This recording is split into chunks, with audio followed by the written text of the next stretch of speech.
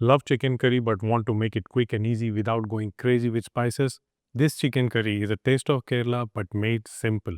And today I will show you how to make this delicious looking chicken curry with boneless chicken breast. And of course, like always, I'll also explain why we are doing each step so that you will not just cook but also understand the recipe. I'm Shrikant Singh and welcome once again to our channel Happy Belly Fish. Now, before the people of Kerala hunt me down and ship me to Mars for even attempting this, let me say this straight. This is not a traditional recipe, but it's inspired by Kerala flavors. It's simple enough for beginners, and I have kept the ingredients at a minimum. It is also similar to the prawn curry recipe I had made, tweaked a little bit based on the feedback I had received, like I do not like onions and tomatoes to be seen at all.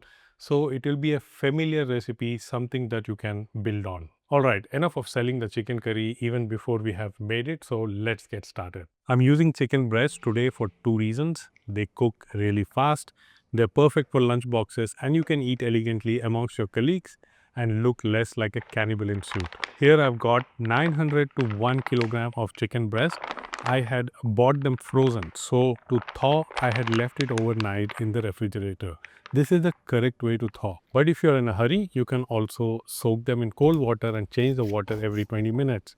The chances of that happening is less. You can also use a microwave oven to defrost. What's important here is that the chicken is thawed completely, otherwise it will not cook evenly. Once thawed, rinse thoroughly and cut into 1-inch cubes like this into nice bite-sized pieces. If you're using chicken on bones, keep the pieces somewhat equally sized so that they cook fast and evenly. Now let's season or marinate the chicken, and we will not marinate it with a lot of spices. Just add around 1 tablespoon of salt.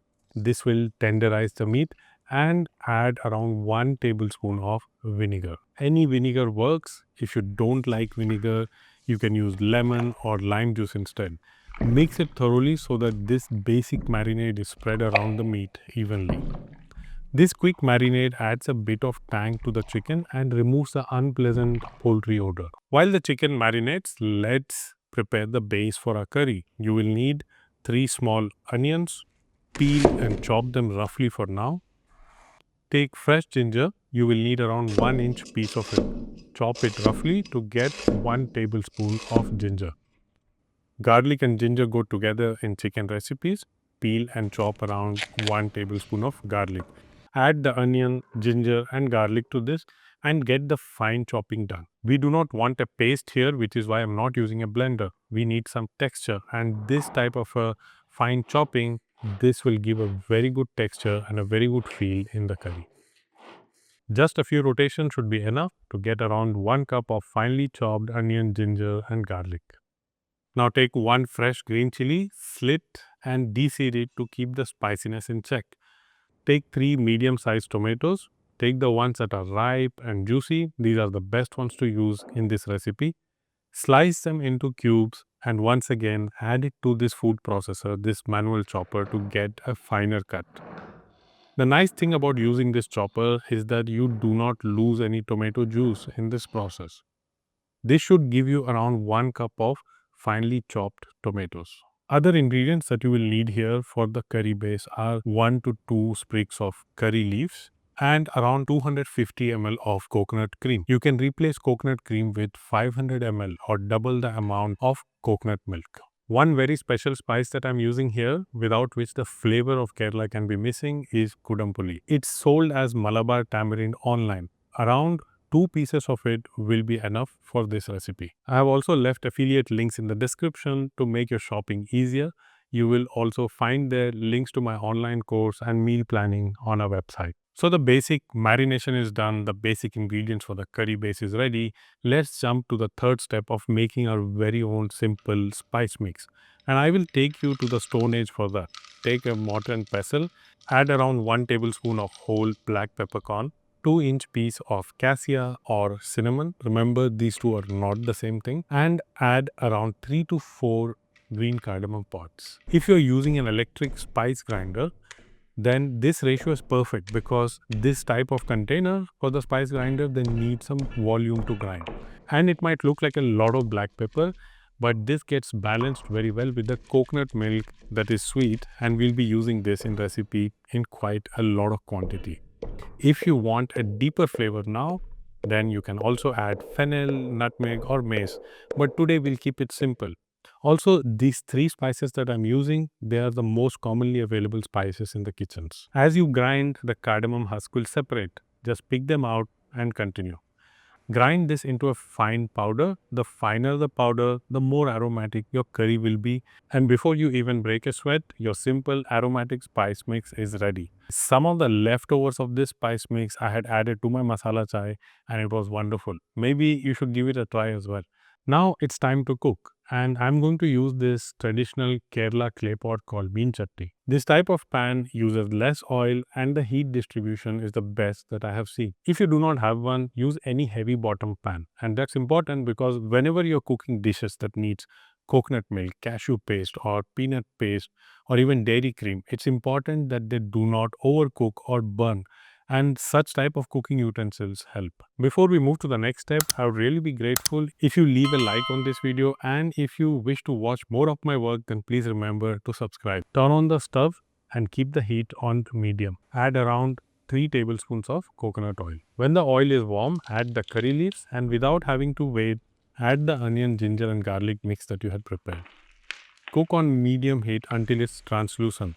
This will take around 5 minutes and you have to stir it occasionally. In this dish, we will also not be browning the onions. This browning will dry the onions, they will darken the curry color. Now we will add 2 of the most basic spices which is available in any Indian kitchen. Add 1 teaspoon of turmeric and 1 tablespoon of coriander powder. Mix everything well, and remember, no matter how much you are in a hurry to eat, keep the heat on medium and do not hurry. Cook for under a minute, and now it's time to add the finely chopped tomatoes. Stir and mix, and add Kudampuli. It can be soaked or unsoaked, it does not matter. And add about 1 tablespoon of our freshly ground spice mix that we had prepared. If you do not have Kudampuli, which is available online these days, then you can use tamarind, the Indian tamarind, not the Thai one. And if you do not even have that, then don't worry, when the dish is cooked, add a dash of lemon to get the sourness in the curry. So don't make this as a reason for not attempting this dish. There are always ways around a problem. Now, if you like the pungency of fresh green chili, then add one. And if you notice, I'm not adding any chili powder here because I want the curry to look bright yellow. All the spiciness that I'm getting here is from the green chili and black pepper. Cook for around 2 to 3 minutes until it's soft and pulpy. And if the tomatoes you're using is a little unripe, then you can add small amounts of water, a few tablespoons of it, to cook it to perfection. Now it's time to add the main ingredient, the boneless chicken pieces. Mix everything well together so that the chicken is evenly coated with the spiced curry base. If you're using chicken on bones, this is the point when you have to add around half a cup of water and cook further until the chicken is almost cooked before we move to the next step. But we are using boneless chicken here, which is what makes this dish very special because it's so fast and convenient to make. And this cooking time will also vary depending on how large the pieces are. I will reduce the flame or heat to low now, and I'm going to add around 250 ml of thick coconut cream. And because I'm using coconut cream, I will also add 250 ml of water to dilute it. If you're using coconut milk, then just add around 500 ml of it and very little water if at all it is needed. Coconut cream is more economical here, especially if you're getting the packaged ones to make your life easy. And that's why I prefer using cream over milk. Stir everything well, cover the pot, and this needs to cook for around 20 minutes. Now these 20 minutes, you do not forget your chicken. You have to come back occasionally and stir it and scrape from the bottom of the pan so that nothing is burning. When the chicken is cooked, taste and adjust the spiciness. If you think the curry is too thick and could need some more water, then add half a cup at first and then cook for a few more minutes. Do not dilute the curry too much. The sweetness of coconut milk will mellow down the pepper spice mix we had used. So if you wish, you can add more of it at this stage or just before serving to make the aroma more prominent.